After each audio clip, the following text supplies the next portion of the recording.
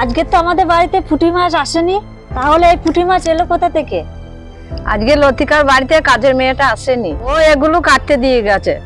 ওর নাকি আজকে ঠাকুরপো এসেছে, সে নাকি পুঁটি মাছ খেতে খুব ভালোবাসে।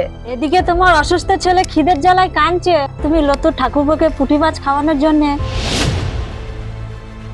তুমি সব কথাতে এরকম হেসো না তো। ওঠো বলছি, ওঠো।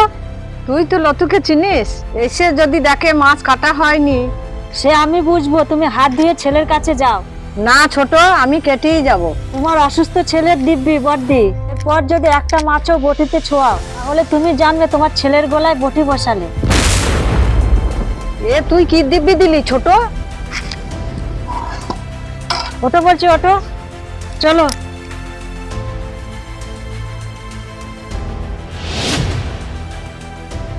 ও বড় বৌদি, বড় বৌদি, ও বড় বৌদি, বড় বৌদিকে কেন দরকার আছে? কি দরকার আছে আমাকে আগে বলো। তোমাকে কেন বলবো, দরকার তো ওর সঙ্গে।